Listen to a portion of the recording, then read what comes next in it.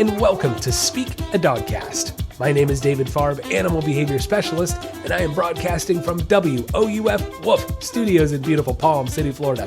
Thank you so much for joining me here today. If you haven't clicked that subscribe or follow button, do so right now. New episodes come out every Wednesday, and you're going to want to check them out.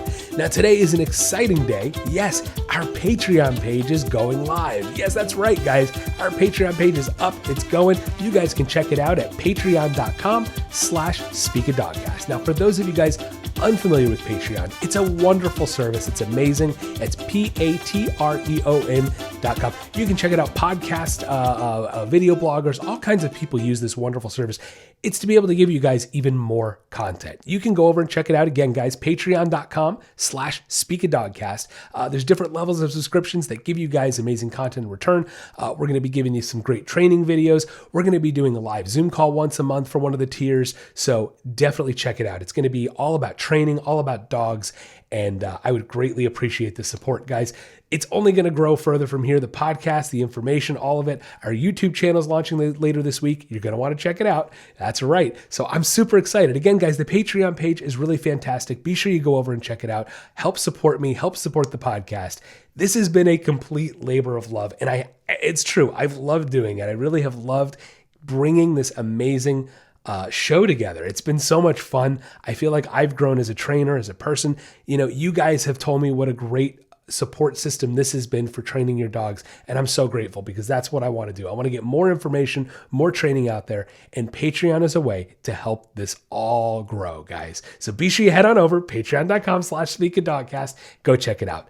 Don't forget, you can also follow me on Instagram at speakadogcast. And if you guys love what you're hearing, scroll on down, click that 5-star rating. I would greatly appreciate it. So thank you guys so much for everything again so far. All my listeners, all your support. Continue that support by going on over to patreon.com/speakadogcast.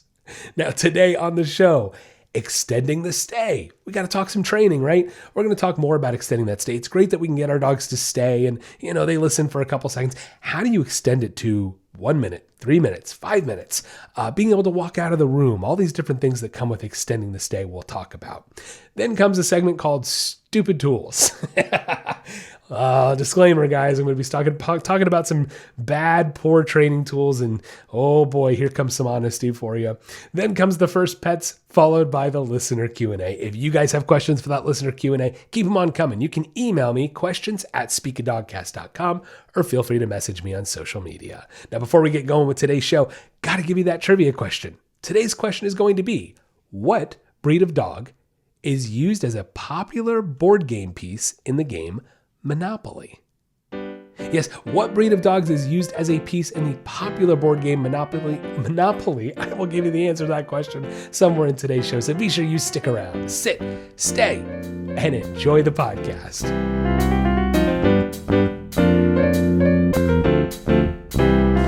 Next on Speak a Dogcast, extending the stay.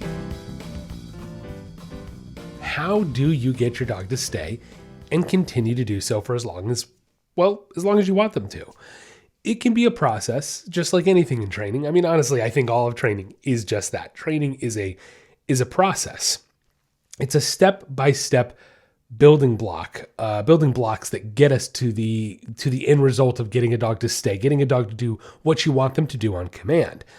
Training is always a process, and people don't like to hear that. People think training is this overnight magical fix, and it's just not the case. Okay, so when we talk about training a stay and then extending the stay, it's kind of two different things. I mean, it is. It's just like any behavior. In order to extend the behavior, you have to be consistent with it, and you have to know what to reinforce and strengthen, right? And for that matter, what to punish and redirect, or punish and decrease and weaken a behavior, okay?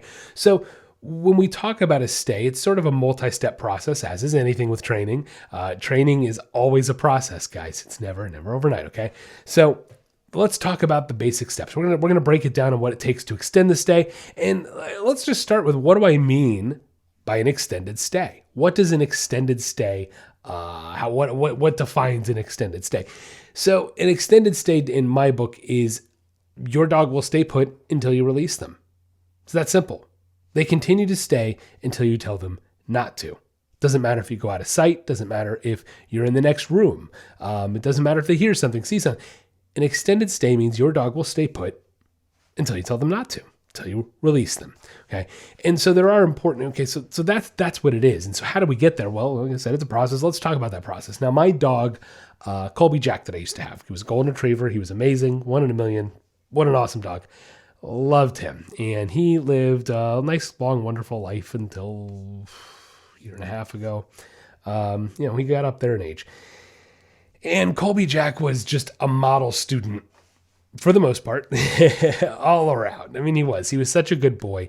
And there was one thing I could always count on him for, and that was the stay. When I took him to appointments and I worked with other dogs, I could put him in a sit and stay. And look, 98, 99% of the time, sit, lie down, whatever, stay. I tell him to stay, and he'd stay put. He wouldn't move. He was so fantastic. It allowed me to take other dogs, and maybe either dogs that have that react poorly to other dogs, maybe overexcited dogs, maybe just puppies who don't know what to do. And it allowed me to do that work because my buddy, he knew that stay so well. Not only that, one other thing I love to do with him is, years ago when I spent a bit more time setting up a table and advertising at like a pet store and things like that, we used to go to this one local PetSmart pet supermarket in my area. And I think that's more of a southern store for you northern. I'm not sure. I don't know if they have pet supermarkets up north. I think that's a sort of southern pet store, but we had a great local pet supermarket, and I would set up a table there. And halfway through, I would set up my table, get everything ready, and be like, "Oh, geez, I forgot to bring my bag of treats today." Colby, sit, lie down, stay. I'd walk away from him in the store. I'd go down a couple aisles away, grab my bag of treats, go to the counter, check out, come back, and he'd still be there. Didn't matter if other dogs walked by. He would just stay there. He was so awesome. And I will say, guys, the stay did not happen overnight. It didn't. And the stay is not something I just train on its own. What do I mean by that? A stay is something you can incorporate into everyday training and strengthen. And the more you strengthen a stay, no matter if it's 5, 10, 30 seconds, the more you strengthen a stay in different areas of your dog's training and throughout the day, the easier it's going to be to extend the stay. Okay. So in order to extend the stay, we have to start with a regular old stay, right? So how do we get a dog to stay? And this is what I'm talking about. You have multiple opportunities to practice the stay throughout the day. So let's just start there. What are the opportunities?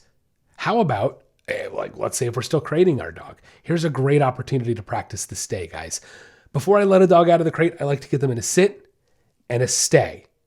And then I go to slowly open the door, right? To make sure they're staying. And if they don't stay, what do? I close the door, put them back into a sit.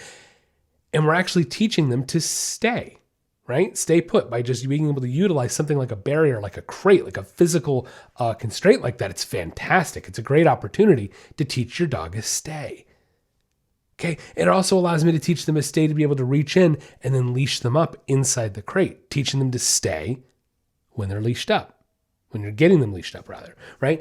So there's 2 opportunities right there, opening the door to the crate and then teaching them to stay while they're leashed up. Okay. So how do we teach a stay? I mean, right there, boom, guys, 2 different ways. I can use the crate door as a physical means. If my dog pops up out of the sit and stay, I shut the crate door and we go back to sit. Good. Stay. Try to open the door a little bit again. They pop up, door goes back shut. Nope. Sit, stay, right? Okay. That's the most basic way to start teaching a stay right there. It's awesome. It's easy. It's simple. If you crate your dog, it's something you're going to do at least once a day when you let your dog out of the crate in the morning. But most likely you'll have at least 2 opportunities, right? If you're going to go to work or when the dog's going to be crated, you got to go to the store, got to go to the grocery store. You're going to throw your dog in a crate. How many opportunities do you have to start practicing that stay? Bunches. Okay. How about another one? Guess what? We let him out of the crate. What do we do when we go get him out of the crate? We take him outside, don't we? Here's another opportunity. Hey, buddy, sit, stay. We open the front door. We're already teaching a stay again. Okay. So this is where extending the stay starts, guys, because you can extend the stay with the crate door, right? At first, it's only going to be maybe 5 or 10 seconds of a stay I'm going to get, especially with a new puppy. But we can start extending that to having the door wide open and the dog keeps staying.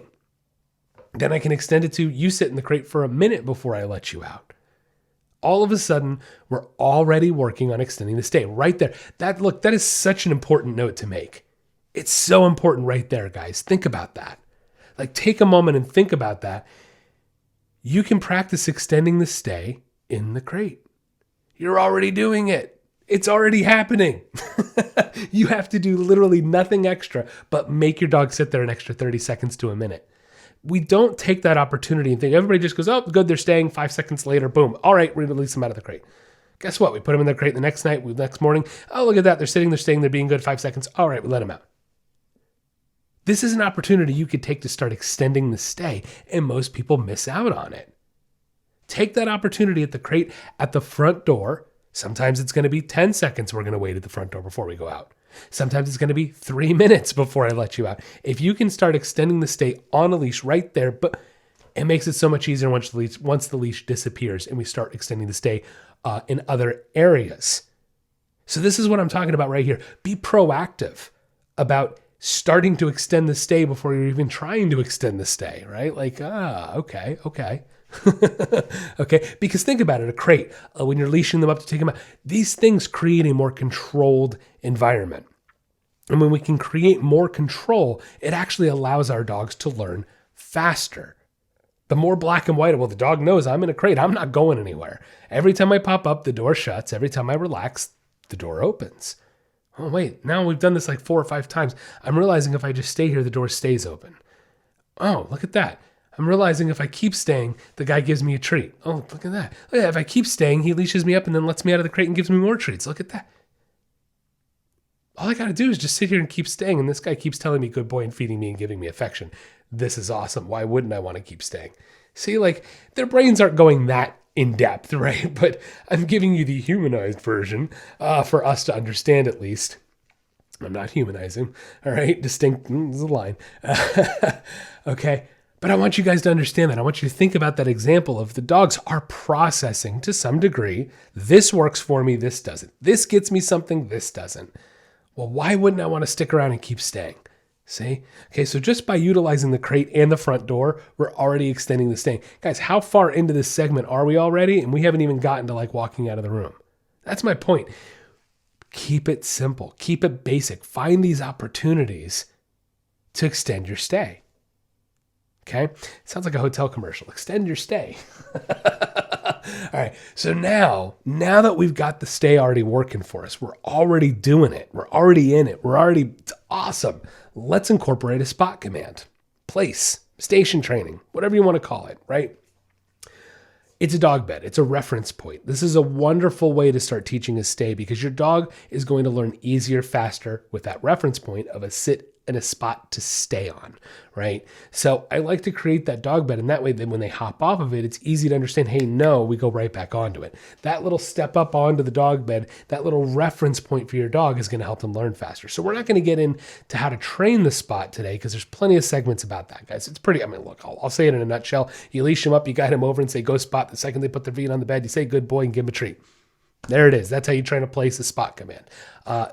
Now, once we get them on the spot, we say stay. This is something people miss out on too. We get them on the spot, we feed them, we go, yay, we don't really worry about the stay happening. This is an important thing to incorporate. Once they start understanding my feet go on here, I get the treat. Let's do a sit and stay. Good stay. Give them a treat. Remind them and stay again. Good stay. Good boy. Good. Give them a treat again. Remind them to stay. Okay. Start with 10 to 15 seconds of getting them to stay, walking in, giving them a treat. After they eat the treat, remind them to stay again, back away, tell them, good boy. Move in, give them a treat. After they eat the treat, remind them to stay. Okay, get 10 to 15 seconds of that, and then we're going to release them. All right, this is why the release word is an important aspect. Now, again, guys, we've already been working on this in the crate. We've already been working on this at the front door. How about feeding time? Hadn't talked about that one. There's a third opportunity to be sit, stay, put down the food bowl. Good boy. Stay, good boy, and then releasing. All right. Okay. So it's important that you see these steps. Our dog has to know a sit. It's important. It's a nice neutral position for them to understand that and reference the stay. They have to learn the stay, and then they have to learn that release word. Okay. So again, dog bed, go spot, go place, good place, stay. Good boy. Good stay. Okay. Start with just that 10 seconds and then, all right, release them off the dog bed. Say, good boy. Then we just extend it. Okay, I know this is easy. It sounds easy. It is. This is the easy part. With you still in the room, with you still there, this is the easy part. We start extending it. Once your dog is at a point where they can stay for a good 20, 30, 40 seconds, then I might start good stay, moving around a little bit, walking around the dog bed, reminding them to stay so they understand the movement is not a trigger to pop up and be released. Okay? Move away from them. Good stay. Move back in. Feed. Good. Good boy. Okay? Once they're done with the treat, remind them, stay, back away, start moving around again the dog bed. This is how we start extending the stay. We start adding in more variables, such as me moving around and realizing just because I'm moving around doesn't mean you get up. Then the next variable will be, I'm going to back out of the room. Now, the first time you back out of the room, don't expect them to stay, guys. If they don't know it, they may not. They may stay, and that's wonderful. But you're going to back out of, you're just kind of going to go around the corner from a wall for only 5 seconds and then come back around. If they stayed, hey, good stay, give them a treat, good boy, and then release them. Okay. The extending the stay out of the room, needs to happen once your dog is at a good 40 seconds staying on their own. Okay. Then we pop out of the room for only split 5 seconds or so at most, and we come back around the corner and reward it. You're going to only start with disappearing, right? Disappearing out of sight from them, for only 5 seconds at a time for the first, let's say 6 or 7 exercises, routines that we run through this. You're going to want to keep it simplistic, and you're going to want to keep it short when you leave the room. All right? Then you start extending it. Okay? We've reinforced, we've strengthened, we've had multiple sessions of me just leaving the room, coming back, leaving the room, coming back. Now we're going to leave the room and leave for a good 20 seconds. Should work. If you've strengthened it, it should work, right? Now look, every dog is a little different. Every dog is going to learn at a different speed. So this is the part that your dog might start having trouble with. Usually getting a spot, a stay when you're in the room, moving around, usually that's not the hard part. The hard part is once the owner disappears and disappears for an extended period of time. Okay, this can be trickier. So have patience. That's what I'm trying to say. Have patience with this next step here, the disappearing out of sight. This could take a couple weeks for your dog to be totally cool with you disappearing for a minute or 2 or 3. Okay. That can take some time. Now, interesting little story here. Years and years and years ago, this was quite a while ago. My gosh, how many years ago? I think this was, we only had Penny and Colby, and just recently, no, we didn't even have, that's right, we didn't even have Fred yet. We only had Penny and Colby, but I worked with these other dogs at this animal show, and we brought them home at night with us. And so my other 2 dogs were there too, and they were very well trained dogs. I didn't originally train even my other golden buddy, who was, oh, what a good dog. Anyway, point is, 4 dogs, guys. I had put them in a sit and stay for dinner time. I totally got distracted by something, and this was a long time ago. I don't even remember the last time I've done this. I got distracted by something and I walked away. Had them in a sit and stay, food bowl sitting in front of them. I walked away. And it was a good 20 minutes, easily. And I came back after 20 minutes and all 4 of those dogs were still sitting there, still waiting. And I was like, oh my gosh, like, all right, go, eat your food, man. I kind of felt bad. Didn't mean to do that on them. But that is how well that behavior was strengthened. Okay. They understood, I don't move until you release me. And it wasn't a big deal. It's not like I hurt their feelings. They were perfectly fine, guys. They're dogs. They were like, oh, great, I got my food. They loved it. Okay.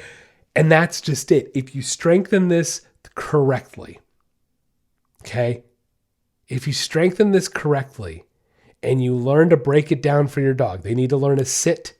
They need to learn what the stay command means. Then they need to learn a release word. Those are 3 very important things for extending the stay. And I can tell you right now, if your dogs don't have those 3 things conditioned very well, it's going to be hard to extend the stay, because extending a stay is more than your dog knowing a stay. And the spot command, I even kind of forgot the 4th one in there, the spot, the place, the station training. That's a very important aspect of it too, because it gives your dog that reference point to actually stay on, right? To physically stay on. It has to start there. That's where it begins. Then, right, if we start getting really good at this at home, let's start going out to other places. Carefully, responsibly. Okay, you're in a pet store. We're in one of the aisles. And again, this is Your dog needs to be well behaved. Your dog needs to know a leave it, a drop it, all those fun commands. Your dog needs to know how to listen, know how to ignore treats and distractions because you are in a pet store. Find the least distracting aisle, guys. It's tough. Maybe like the reptile aisles are a little less distracting than the dog treat aisles, right? Okay, go over there with your dog, put them in a sit and stay, and just walk down to the end of the aisle. Take it slowly. Only walk 5 feet away at first. Don't, take baby steps. Drop that leash so it's within reach. Let's be responsible. Keep a head on your shoulders, guys. Do not do this if you have not worked on this at home extensively. All right. So put your dog in a sit, stay, and back away from them and walk down the aisle. I love to be able to put my dogs in a sit, stay. My client dogs, when I'm at the pet store, I want to put them in a sit, I want to put them in a stay, and I want to be able to look at the stuff I need to. Pick up the big giant bag of dog food and throw over my shoulder that I got to grab. I need to be able to do that and know my dog isn't going to run away from me. Great place to practice this out in public with a lot of distractions, guys, but be smart about it. Home Depot, Lowe's, 2 other great stores that you can safely take your dogs to, safely if they're well trained, and start practicing these things. Okay, so this is how we start extending the stay. We start doing it in strange places. Go to your parents' house, your in-laws' house, your boyfriend's house, your different locales that are going to be safe to be able to test this out and truly see how well your dog knows that stay command. Okay, but that's what it takes, guys. It takes practice. It takes practicing this and doing it over and over and over and creating that consistency. So let's just kind of recap, guys. The stay command is going to start very basic and very simple. It's going to start when you're letting your dog out of the crate. It's going to start when you're going in and out of the house with a sit, a stay, being able to open the door to the crate or the house and know that they're going to stay.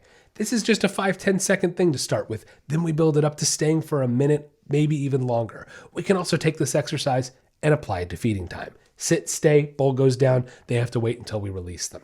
Okay.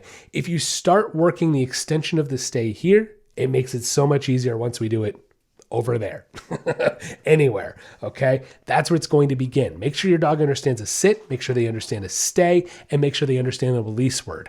My release word is all right. That means we're done. Okay. That means I ask you to sit and stay. You continue to do it until I release you. Your dog must understand those things very black and white for you to gain success from this, okay?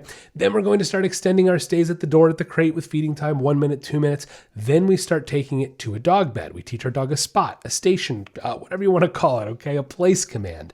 We're going to teach our dog that place command very well. Sit, stay, being able to back away from them, walk around the dog bed so that way movement, things like that aren't going to trigger your dog. Once again, starting with only 10 or 20 seconds on the dog bed, releasing them. Then we build it up to 1 minute, 2 minutes, 3 minutes, so on and so forth. Then comes the extension of the stay. This is the hard part, going out of sight from your dog, leaving the room. It only starts with disappearing for only maybe 5 seconds at a time, then coming right back. We're going to rinse and repeat this for like 6, 7, maybe even 8 sessions. But that looks like a week or 2 of work. It looks like a week or 2 of work. Only 5 seconds, maybe 10, disappearing out of sight for those first 6 to 8 sessions. Then after that, we can start thinking about extending it. Look, I hadn't mentioned, if your dog does get up off the spot, no big deal, guys. They should be leashed up already. If we're training and we're working with training, guys, got to leash up your dogs. You're just going to pick up the leash and guide them back to that dog bed, put them on the bed, say, hey, no, pick up the leash, guide them to the bed, go spot, good, sit, stay, try it again, okay? Don't make a big deal if your dog gets off the bed and doesn't want to stay. You may battle them a little bit. They may get a little frustrated, a little stubborn because they're not figuring it out. They may start popping off the bed a little bit. Just be persistent and be consistent. Put them back. Don't make it a big deal. Don't get mad at them and just keep reinforcing them staying on the bed. Okay. Again, start with that 5 seconds disappearing out of the room. Then we can start extending it to 20, 30, minute, 2, 3 minutes, so on and so forth. If you get really good at it at home, and this is tons and tons of practice, weeks and weeks of practice, conditioning, strengthening, you feel like your dog knows that stay, then you're going to take it elsewhere. Go to mom and dad's house, in-laws house, boyfriend, girlfriend, friends. Go elsewhere to practice this. Then we're going to take it to the pet store, Lowe's, Home Depot, extending it, making sure we're introducing these different variables, these different triggers, and your dog knows no matter what to keep staying. Okay?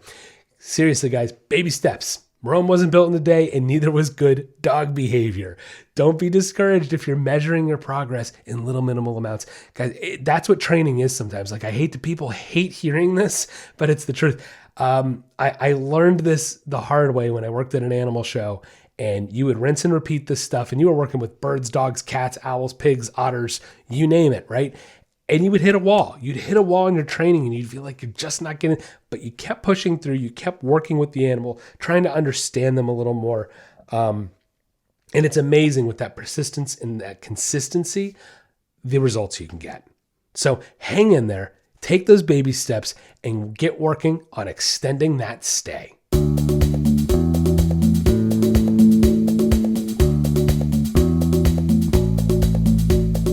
Are you tired of your dog barking all the time? Or maybe you want them to stop jumping on people when they come over? Or does your dog take you for a walk instead of the other way around? Well, we can help. At the Nature of Training and Speak a Dogcast, we are committed to improving the relationships and lives people have with their pets. No matter what behavioral issue you are experiencing, from an unruly puppy to more severe issues, we can help. Our virtual training programs are catered to you and your pet and create a training plan that gets results. For more information, you can check out our website at www.thenatureoftraining.com or find us on Facebook or Instagram at Speak a Dogcast. With the ability to connect, teach, and train with pet owners around the world, together we can make a better home for our furry friends. The Nature of Training and Speak a Dogcast, helping you achieve success with your pet.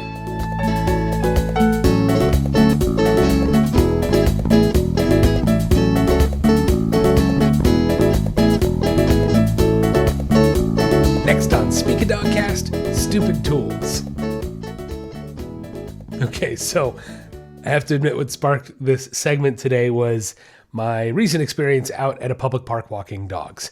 And look, if you've listened to my podcast before, it's been a while since I've complained about it. I'm not going to lie. But if you've listened to my podcast before, you may have heard my gripes about people out in public with their dogs that are not on leash. Now, look, I don't know where you live, and everywhere is a little different, right? Different states, different cities, different municipalities. Everywhere can have different rules on leash laws and what is required of a dog owner. But here in the state of Florida, every dog owner is required to leash up their dogs when they are not on private property. It's that simple. You're not on somebody's private property. You're not in a dog park that's enclosed. Your dog, 100% of the time, must be on a leash. There's no ifs, ands, buts, but I wanted to do this, but I'm training. It doesn't matter. The law doesn't distinguish, oh, well, you're training off leash training, so it's okay. No, it doesn't work that way. Unfortunately, I didn't make these laws. I personally agree with the laws because people are so irresponsible.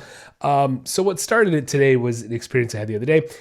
I'm out and I'm out in this park, and I love this park. It's a wonderful park. It's huge. It has hiking trails everywhere. They go for miles and miles. It's fantastic.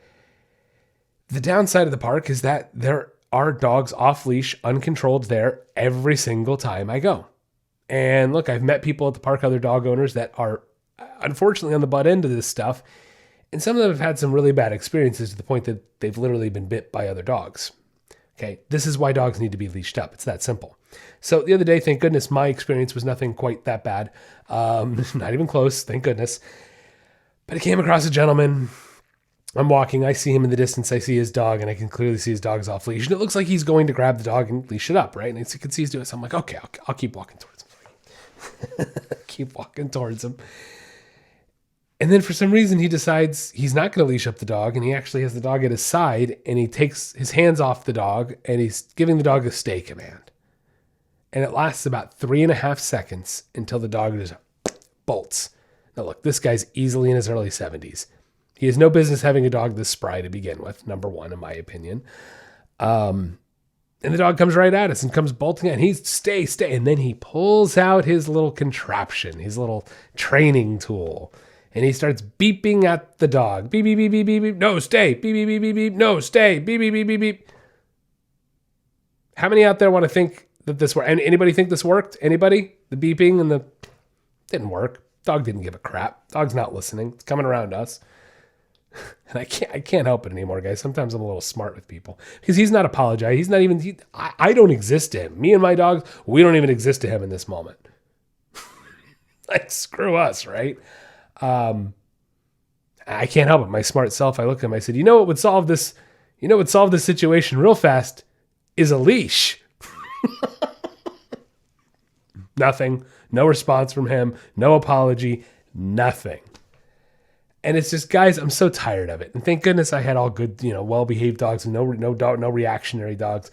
And look, I first of all, I hear that argument, right? I hear the argument of you shouldn't be bringing a reactionary dog out to the public. Guys, how do you ever fix a dog who reacts if you can't ever take it out into public and fix the problems?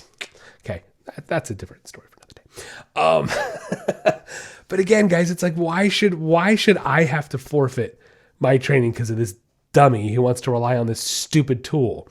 All right, and so there's the first. That's what started this segment. And first, we're going to start with the dumbest tool out there. Are you guys ready for what the stupidest training tool is anywhere in this world? You ready for what the dumbest training tool is? You ready? These guys are making noise. Sorry. The dumbest training tool in the world is people. Some of you may have seen that coming. Yeah, the stupidest training tool in the world is human beings, aren't we? Because, guys, we have every beautiful, wonderful, simplistic training tool at our disposal. We have at our fingertips nowadays. How much information do we have right there in our hands? We can understand the terms of psychology, and most people choose not to. We choose to rely on these cheap, gimmicky, piece of crap training tools. So I think people are tools. I'm kidding, but I'm also not. So there it is. I think people are the biggest problem. We get in our own ways of training our dogs, and so we are the worst training tool out there. But if we want to start talking about training tools themselves, which is what we're going to get into, there are so many. Look, here's how we can just handle this segment today. You ready for it? You ready? I can tell you what training tools you should use, and therefore all the other ones are crap. Okay, look.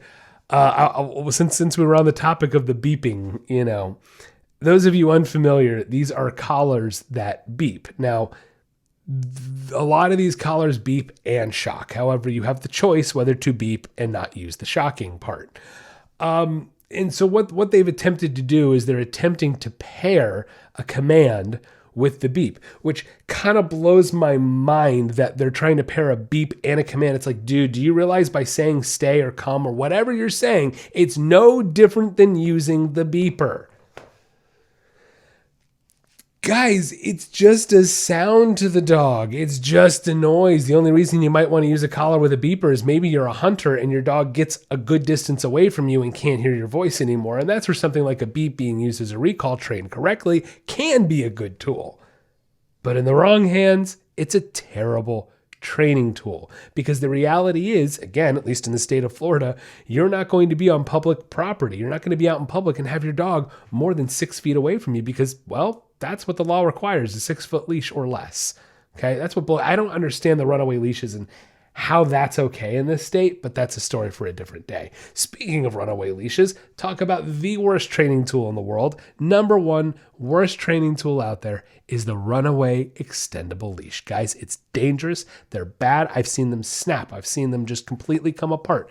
How about the fact that they can easily come out of your hand? David, they have a handle. Guys, I see runaway leashes fall out of people's hands way more than I do any other leash. Okay, so nope. All right. They're really bad, guys. They're really dangerous. You're just forfeiting control. And the worst thing you can do with your dog, especially if you're in the training process, is forfeit that control. So the last thing I want to do is grab a tool that's going to just take away all that control that we could potentially have, and we're choosing not to. Okay. Not to mention, I don't need to tell the story of one time I had a guy back when I lived in Orlando who was just a mean person. Just not a nice guy, and he walked a very dangerous German Shepherd on a runaway leash, and there'd be times there's a wall, and he'd come around, the dog would come around the corner, I'm walking on the sidewalk, I come to this corner where this wall is, and the dog comes around the corner, and the guy's nowhere to be seen. This dog was dangerous, guys. Like, this dog could have hurt somebody, and he's treating it like it's nothing because of this runaway leash. So, runaway leashes are terrible tools, and you got to get rid of stupid tool. Get rid of it. Okay. How about clickers? I mean, this is what I like. I'm shooting off the hip with this segment. I really am. I'll admit it. I'm rallying them off here.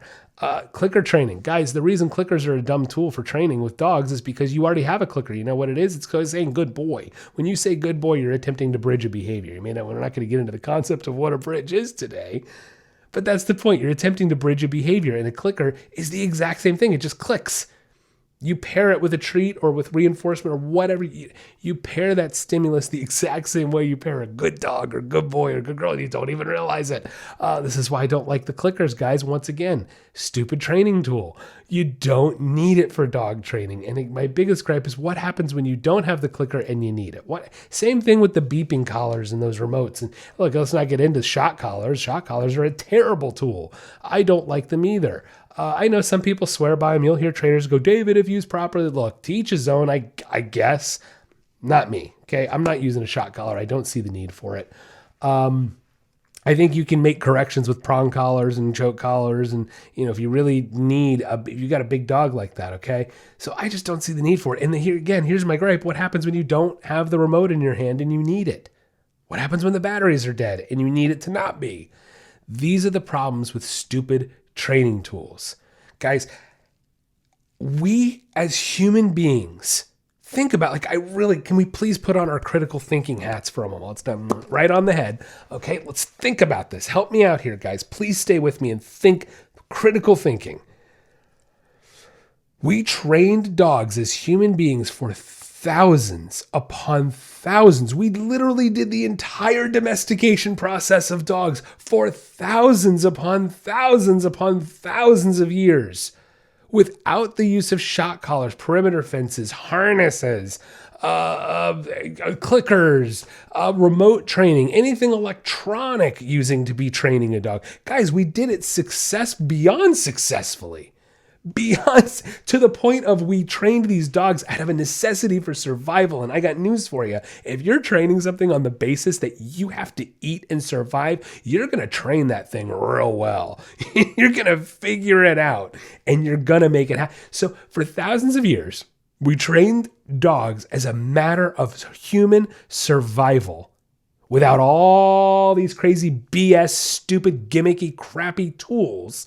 And we did better than we're doing, not just fine. We didn't just we actually did a better job of training those dogs. And again, let's not get into the whole argument of how dogs were treated. Guys, behaviorally, training wise, they succeeded. If they didn't, dogs wouldn't still be around. There's the proof.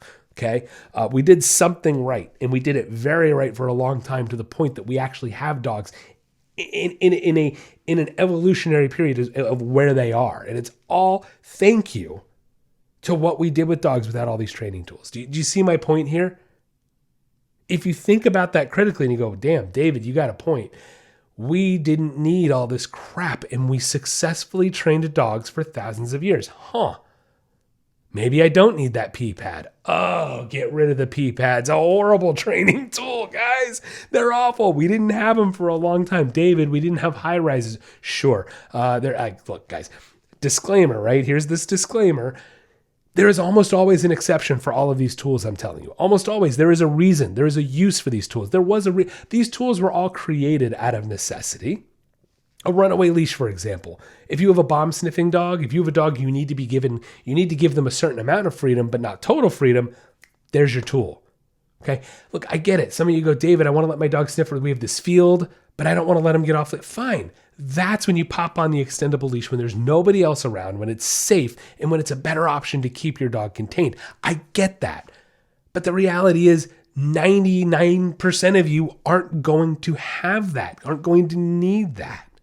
So you see what I'm getting at here is all these tools do have their specific use, but majority of you, vast majority of you, and vast majority of the time, and I'm talking like literally 98% of the time, you're not going to need any of these stupid training tools, guys. Some tools were not created just because they're great. Some were created just because we live in a capitalistic society where selling stuff sells, right? Like, duh. And there's nothing wrong with that, but you guys should do your research on what works and what doesn't, because that's the reality. If people stopped buying all these crappy tools, they would stop making all these crappy tools. Golly. Well, David, they sell it, so it must work. No. Have you guys ever seen As Seen on TV? Ever seen that before? All of these really crappy products continue getting sold year after year, time after time. Why? Because people keep buying them, not because they're great. Like, oh my God, appliances. I mean, let's talk about, I know this isn't dog related, but a little side note. How many freaking appliances have I been through in the few houses I've owned? Even here, I mean, how quickly we went through this washer. We just had to buy a new washer. I get I put a little more stress on a washer than the average owner. But guys, that saying, they don't make them like they used to. It's true. But guess what? We all have to buy them out of necessity. So even though they're crappier than they were 30 years ago, we continue buying them, don't we? So sometimes it's out of necessity, sometimes stupidity. But that's the point. Supply and demand. So if people keep buying crappy dog tools, they're going to keep selling them. All right? Oh man, I should have given you the warning I was going to jump on the soapbox today. But guys, every time I walk into a pet store now, I feel like there's just this brand new magical wave your magic wand training tool. It's going to fix all your problems. And it's just not the way it works. And unfortunately, it makes my job harder when people think it's that easy. And it's just not. It's just not. So put a head on your shoulders and think about this. We have successfully trained dogs for thousands upon thousands of years without any of these ridiculous, silly training tools, and we did it well. So why do we need them now? Certain tools, sure. Martingale collar is an improvement upon a slip collar, but it's very basic still. It's still very basic, and it very much relies on the basic instinctual principles that a dog lives by. So there can be improvements to some of these tools, but the majority of them, guys, they're just stupid training tools.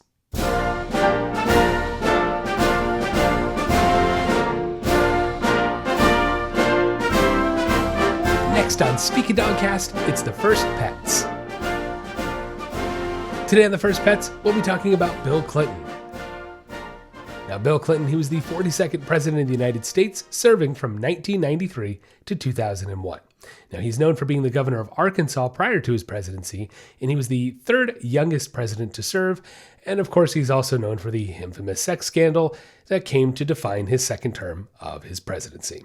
Now, when the Clinton family moved into the White House, they only had brought one pet with them, and it was perhaps one of the most iconic and famous presidential pets, Socks the cat. Yes, he found himself in a love affair with the American public. He was referenced all over pop culture. There was actually an episode of the TV show Murphy Brown where the star of the show unintentionally kidnapped Socks from the White House. Yes. Now, Super Nintendo and Sega even ended up developing a video game around him. Now, while the game was never released, it did feature the cat having to circumnavigate obstacles like spies and corrupt politicians to warn the Clintons of nuclear threat.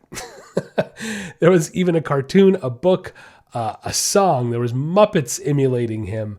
The country really went nuts. Look, I was a little kid when Clinton got in the White House, but I remember Socks. I mean, I do. He was everywhere. He was being made fun of, and I mean, not made fun of, but, you know, lightly mocked in that sense. And I remember, I think even SNL did a whole skit about him. I mean, it was like a craze. There was even a T-shirt at one point with a picture of Socks and a caption that read, I love it, "I tried catnip once, but I didn't inhale." Socks also happened to be a very curious and loving cat. He enjoyed being social, sitting in the Oval Office or even just right outside of it. He also liked hanging out in the office of Betty Curie. She was the president's secretary. Now, Socks would often accompany Mrs. Clinton to hospitals and charity events, greeting children and senior citizens, which of course everybody loved, including Socks apparently. Now, he was an only pet until 1997 when the Clintons added a chocolate lab puppy named Buddy. Apparently, Socks didn't like Buddy. No. Right from the start, the relationship never took off. Now, the two could not actually, they couldn't even be left alone together because Buddy would actually attempt to play with Socks, and then Socks would end up just hiding under some furniture. Didn't really work. So because of this tumultuous relationship between the two of them, when the Clintons left the White House in 2001, they decided to leave Socks with Betty Curie, president's secretary, and her husband who lived in Maryland.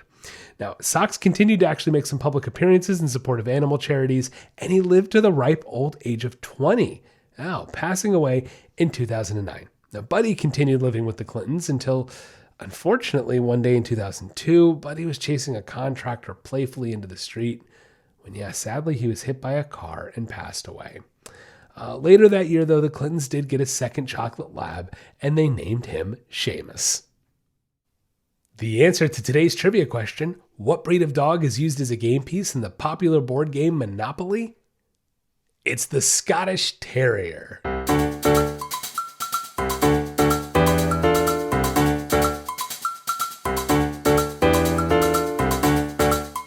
Next on Speak a Dogcast, it's the listener Q&A. First question today comes from Sam from Colorado Springs, Colorado. Sam says, I have a problem with my dog listening, especially getting her to come back to me. Now, I know you talk about treats on the podcast, but I really don't want to have to rely on food to get my dog to listen. How can I get my dog to listen better, but not use food?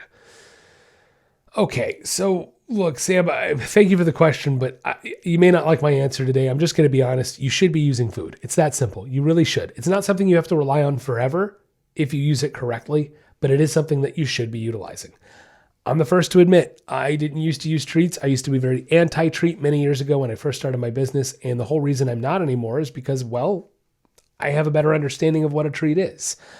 Look, maybe you need to go back, be honest, just go back and listen to some of my segments on positive reinforcement, negative reinforcement, and all that kind of stuff, food motivation. There's a lot of great segments out there for you to check out on this subject, because it comes down to this. It's this simple. If I have two ways to reinforce an animal, why would I use one? An animal is going to learn, theoretically, right, twice as fast if I can reinforce something twice as much. Like that's the most basic way to look at it, because that's what it is. I get it. I get why you don't want to have to use food. I totally understand, because I've been there. But here's the thing. Too many people use food as a bribe, and that's why you're feeling that way. And I hear you, I don't want to use food as a bribe. And there's a huge difference between using food as a bribe and using food as a form of reinforcement. Reinforcement has to come after the fact. And if it comes after the fact, then it's going to just strengthen a behavior. If it comes before the fact, it's not really strengthening anything. It's just a bribe. You see what I'm saying? So if you can utilize food correctly, you really need to be. It's that simple, Sam. You really need to be. It's not even if you can utilize food correctly. I know you can. So you should be. But look, it really comes down to that. I have two forms of reinforcement, positive reinforcement and negative reinforcement. And so what you're saying is you want to rely on the concept of negative reinforcement and punishment, right? Apply a punishment, remove it. Apply a punishment, remove it. And through trial and error, your dog figures out, okay, every time I do this thing, I get a punishment. Every time I back off, the punishment goes away. I'm going to stop doing that bad thing. You're not wrong. But the likelihood your dog is going to want to keep doing the right thing is not going to increase unless you do something to increase it. You see what I'm saying?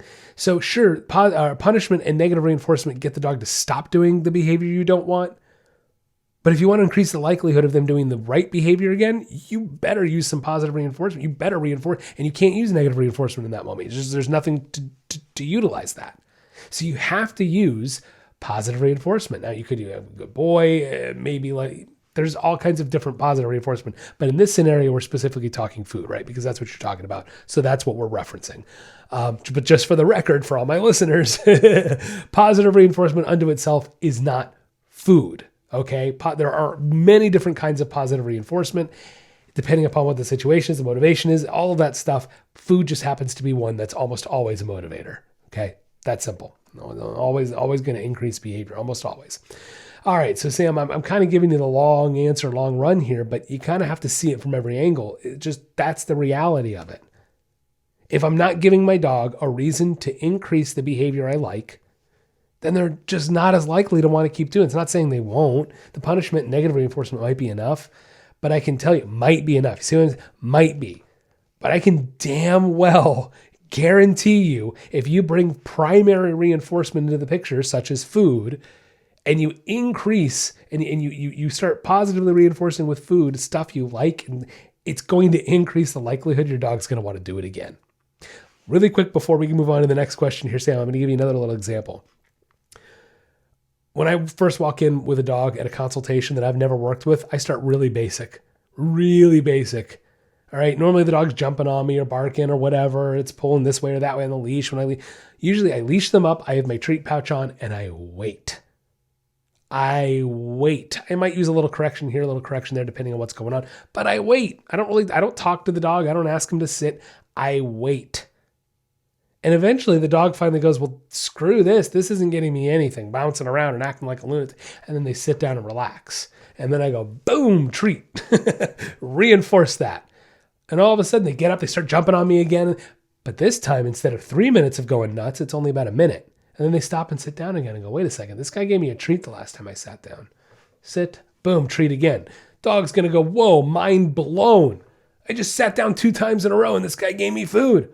Every time I jump all over him, I don't get a damn thing. Which one is your dog going to want to choose? But let's look at the scenario in a different light. Let's say I don't use food. And so all I do is kind of correct and ignore them, and then they sit down. And they sit there and they're relaxing and they're giving me the behavior I want, but I'm not going to do anything. No food.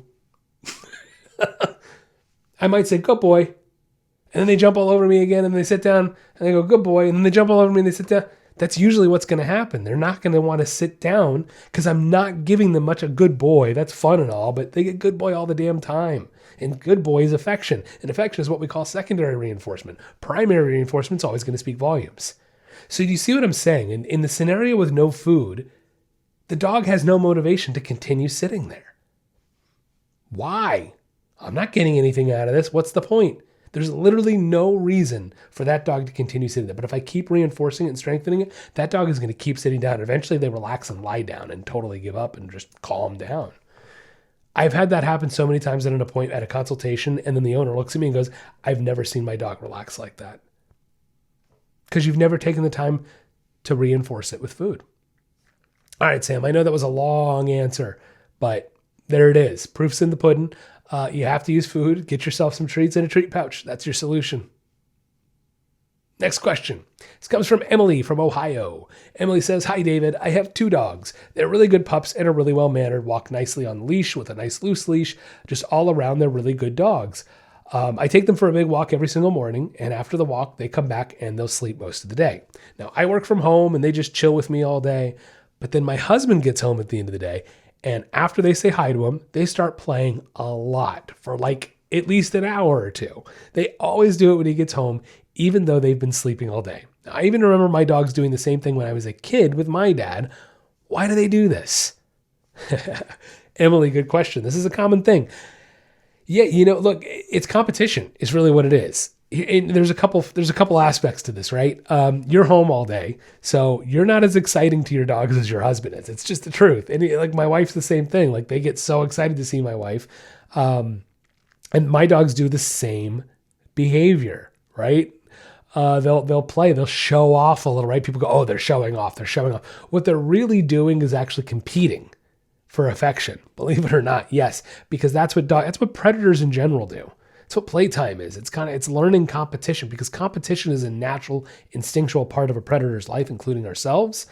We do the same thing. Think about it in social settings, right? We do the same thing. We walk in a room, maybe we put on a little more of a front because we're seeing our friends and haven't seen them in a while. And maybe you lost 5-10 pounds and you're trying to look good and you're going to, right? You're competing for affection. You don't even realize it.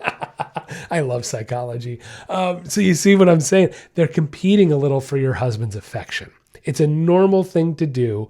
It's a normal behavior. However, if it does get a little, it doesn't sound like that's what's happening here because you didn't even say it. And you said they're, good, well-behaved, well-rounded dogs. But if it gets a little out of control, if it gets a little feisty, sure, I want to keep it in check. I want to ensure. Nemo used to do this a lot when either one of us would get home. Now I'm home with him a lot now more, but yeah, when either one of us would get home from somewhere, Nemo used to really rile up the other dogs and try to, he'd get feisty. Nemo had issues, right? We've talked about this. Nemo had issues. He doesn't do that anymore. He plays very nicely, but, yeah, it's a common competition thing. Now, can I prove anything beyond that? No. Is it jealousy? No, it's not jealousy. Jealousy takes self-awareness, guys. It does. So it can't be jealousy. Therefore, it's competition. It's a predatory instinct.